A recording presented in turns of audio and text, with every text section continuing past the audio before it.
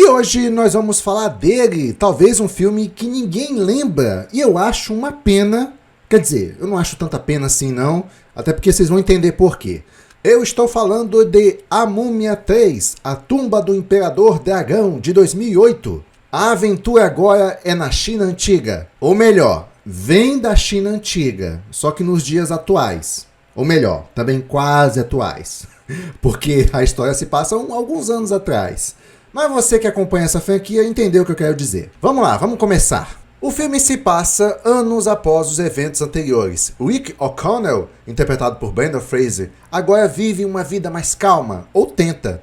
Ele é chamado para uma missão na China, onde uma nova ameaça surge. O Imperador Han, interpretado por Jet Li, um antigo tirano chinês que foi amaldiçoado e transformado em uma estátua. Como você deve imaginar, ele não fica pedra para sempre. E agora temos o filho do Rick crescido, que já está quase na altura do pai, que também é grande. Vamos aos pontos positivos do filme. Brendan Fraser ainda carrega o carisma, mesmo num roteiro mais fraco, ele consegue ser aquele herói atrapalhado e divertido, que o público gosta tanto. Os efeitos visuais evoluíram desde os filmes anteriores, mas nem sempre para melhor, em algumas situações. Cenas de ação mais variadas, com elementos orientais, artes marciais e até Yaitis. Sim, tem até Yaiti, ninja, no filme. Jet Li tenta ser uma ameaça séria, mesmo que com muito pouco tempo de tela como humano. Já vão entender o porquê disso. Agora os pontos negativos do filme. Esse aqui foi de matar. A troca de atriz da Evelyn, que é interpretada pela Rachel Weisz, saiu e Maria Bello entrou. Que de Bella não tem muito essas coisas assim comparada ao Rachel. Mas eu admito que é uma boa atriz, no entanto ela não tem a mesma química com o Fraser. E o público sentiu essa mudança. Humor forçado e diálogos que parecem saídos de um jogo de PS2. Trama confusa e sem alma, o Egito dava todo um charme, uma atmosfera. A China Antiga até tem potencial, mas o roteiro não aproveita deste elemento. Jet Li e Michelle Yeoh, totalmente desperdiçados, dois ícones das artes marciais em papéis apagados.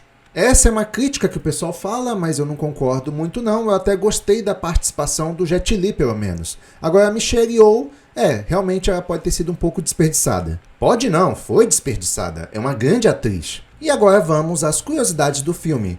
Rachel Weisz disse, tô fora. A atriz Rachel Weisz, que interpretava Evelyn nos dois primeiros filmes, recusou voltar para o terceiro. Motivos, divergências com o roteiro e, segundo rumores, por não querer interpretar uma mãe de um filho adulto. Ela tinha só 37 anos na época. Isso aí, se for verdade, eu achei um preconceito muito bobo da Rachel Weisz. Outra curiosidade é que filmado de verdade na China. Diferente dos dois primeiros filmes, que usavam muitos sets e CGI, o terceiro foi gravado parcialmente na China, inclusive nas montanhas da província de Qingdao e os estúdios de Xangai. O governo chinês colaborou bastante, já que eles queriam promover o país como destino cinematográfico. O vilão foi inspirado no verdadeiro imperador Qin Shi Huang. O personagem do imperador Han, vivido por Jet Li, é livremente inspirado em Qin Shi Huang, o primeiro imperador da China, aquele famoso pelo exército de terracota. Mas claro, no filme ele solta fogo pela boca, vira monstro e luta com Haiti. Então, liberdade poética foi longe um pouco aqui. E para quem não sabe, essa história do exército de terracota são lá soldados que são feitos de barro antigamente para proteger o imperador que foi morto mesmo após a morte. Só que aqui deram uma modificada e tal, para ficar uma coisa mais cinematográfica. Jet Li e Michelle Yeoh quase não gravaram juntos. Apesar de seus personagens serem rivais, Jet Li e Michelle Yeoh mal contracenaram. Suas cenas de luta foram feitas separadamente com dublês em muitas partes, por questões de agenda apertada dos dois astros. E realmente, eles tinham a agenda cheia naquela época. A outra curiosidade é que o Jet Li gravou por menos de 2 semanas. Ele é o vilão do filme, mas o Jet Li gravou todas as suas cenas em apenas 15 dias.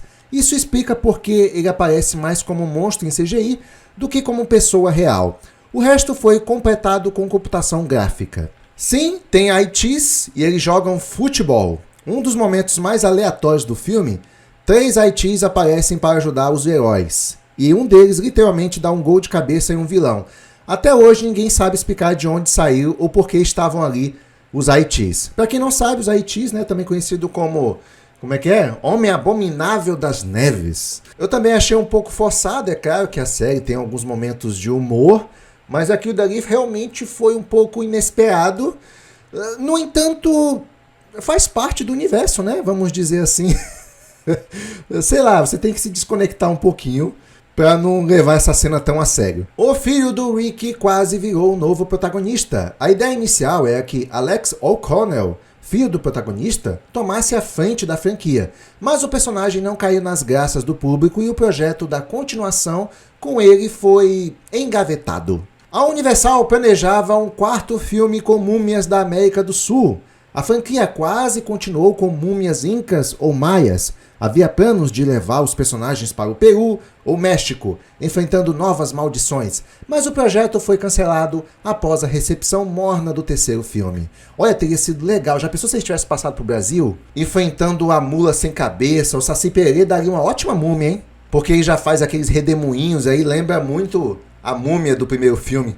Desculpa aqui, eu dei uma viajada. Diretor diferente. O diretor original da franquia, Stephen Sommers, não voltou neste. Quem assumiu foi o Rob Corman, conhecido por dirigir o primeiro Velozes e Furiosos. Isso explica a mudança de tom. Menos comédia, mais ação genérica. Foi o fim oficial da trilogia. A Múmia 3 encerrou a trilogia original. Depois disso, em 2017, a Universal tentou rebootar a franquia com Tom Cruise, mas o novo filme também não agradou e o tal Dark Universo morreu ali mesmo. A gente vai falar sobre esse filme do Tom Cruise no próximo vídeo. E só para constar, tentaram rebootar essa franquia porque esse filme custou 145 milhões de dólares e faturou 403 milhões de dólares na bilheteria mundial. Foi um resultado razoável, mas não o suficiente para justificar uma continuação. E por isso esse filme foi o fim da trilogia. E agora vamos às lições do filme. Nem toda franquia precisa de uma continuação. Às vezes é melhor parar no auge do que esticar a história até ela perder a graça. Esse filme é tipo aquele terceiro pastel que você come por teimosia e depois se arrepende. Na vida, aprenda a dizer, já deu. Mudanças de elenco podem afetar tudo. A troca da atriz Rachel Weisz foi sentida. E não foi pouco. Em qualquer projeto profissional ou pessoal, química importa. Nem sempre dá para trocar peças e manter a mesma mágica. Poxa vida, isso realmente é interessante. Bom, além de eu achar a Rachel Weisz gata pra caramba, me apaixonei, minha mulher é muito linda, ela é muito carismática. E tinha uma química boa com Brendan Fraser, como a gente pode ver nos filmes anteriores. A atriz que substituiu ela, Maria Bello, ela é uma boa atriz, mas realmente não tinha química com Brendan Fraser. E essa questão da química é interessante, eu estou falando isso porque no começo do canal e durante o canal também, eu pensei em colocar IA para passar algumas informações aqui no vídeo, principalmente informações sobre a sinopse do filme ou coisa do tipo. Mas eu senti que o pessoal ansiava mais pela minha participação no vídeo. Então, por causa disso, eu passei a gravar todo o vídeo por inteiro. Até mesmo para criar uma conexão com a audiência. Então, este filme aqui, enquanto eu estou gravando, exatamente neste momento, está me ensinando essa lição. Não me substituir por IA. Que eu devo permanecer gravando os vídeos para criar uma conexão com a minha audiência. Uma conexão que eu já venho criando há bastante tempo. Então fica aqui no canal quem realmente gosta da minha narração. E isso tem tudo a ver com a próxima lição também. Forçar a passagem de bastão pode sair pela culatra. O filme tenta empurrar o filho do protagonista como novo herói, mas ninguém se importou. Na vida, respeito e carisma não se herdam, se conquistam. Isso acontece muito com alguns personagens de uma franquia, como por exemplo, Gohan também era para ser o sucessor do Goku. Só que realmente o que faz o protagonista ser o protagonista e todo mundo gostar dele, também são suas motivações. E eu senti que faltou a motivação do filho lá do O'Connell ser como o pai. entendeu? O Alex, a gente não sabe a motivação dele ali, só tá se aventurando com a família. Então, quando você vai trocar um personagem, tem que construir o personagem para que ele seja tão interessante quanto o original. As motivações do próximo personagem têm que ser tão convincentes quanto a do original. E não só porque, ele é meu filho, então ele vai tocar daqui pra frente. Não, não é assim. A outra lição é que às vezes você tenta inovar e só consegue colocar um IT ninja no filme. Mudar o cenário do Egito para a China e inventar novas criaturas foi ousado, mas pareceu aleatório. Inovação é boa, mas precisa fazer sentido. Nem tudo que é diferente é melhor. O passado mal resolvido sempre volta. Assim como as múmias que insistem em ressuscitar, problemas antigos voltam se não forem enterrados direito. Metaforicamente falando, é claro.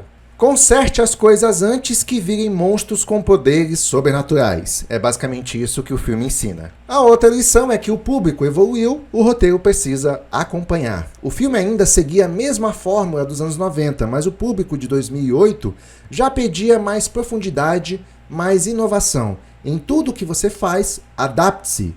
O que funciona antes pode não funcionar agora. E a outra lição é que mesmo um filme bagunçado pode ser divertido. Apesar dos problemas, a Múmia 3 ainda diverte quem entra no espírito da coisa e não leva tudo a sério. Na vida nem tudo vai ser perfeito, mas pode ser divertido se você mudar sua expectativa. E nas avaliações, o filme teve uma aprovação de apenas 13% do Rotten Tomatoes e apenas 30% de aprovação da audiência. Caramba! Pelo visto o pessoal não gostou muito não. E agora chegou o momento de falar a minha opinião sobre o filme. Olha, eu vou pegar uma visão na época que foi lançado.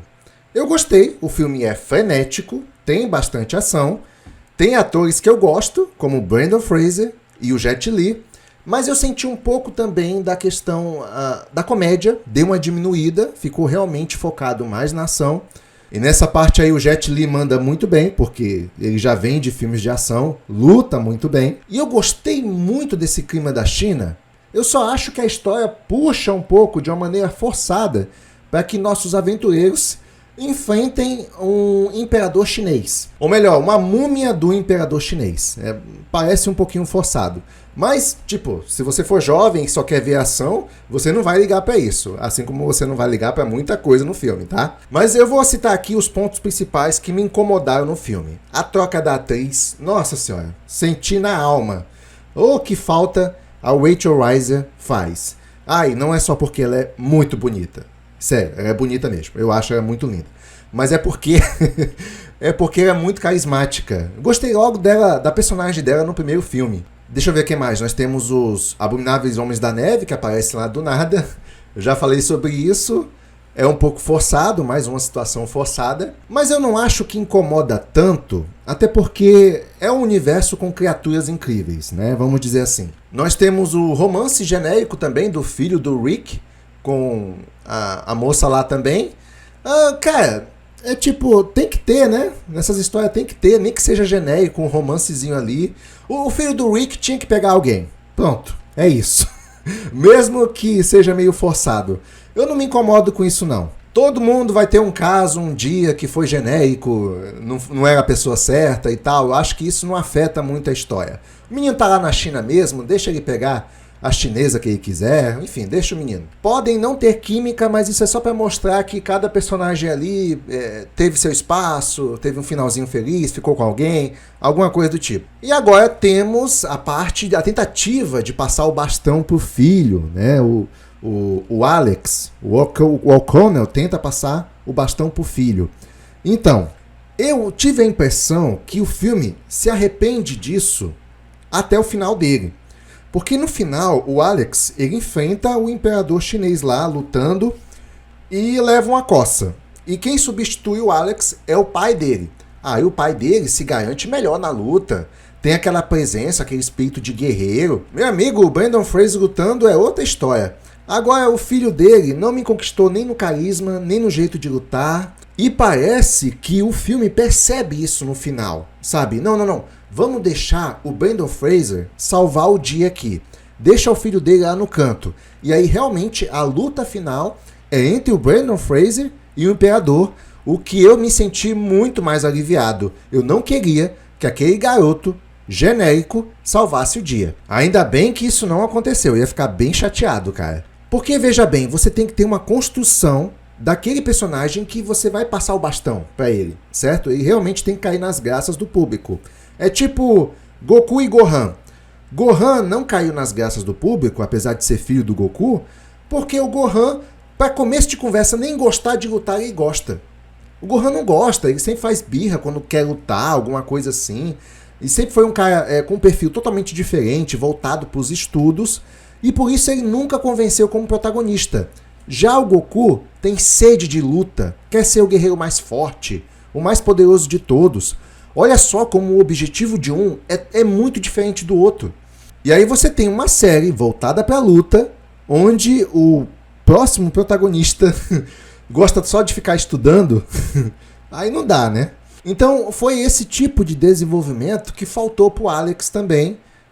Sem contar, na verdade foi tudo, carisma, postura pra luta, não me convenceu em nada. O Alex, não sinto a menor falta dele. O filme tenta emendar várias coisas de uma só vez, você vai se perguntando o que é isso, o que tá acontecendo aqui. Mas isso é uma coisa que você vai se incomodar à medida que você fica mais adulto. Se você for jovem, você só quer ver o pau torando mesmo, a ação acontecendo, e aí você não se incomoda tanto. Mas dá pra sentir um pouco essa conexão forçada, sei lá, é que nem os protagonistas enfrentando uma múmia da China. O que eles viraram agora?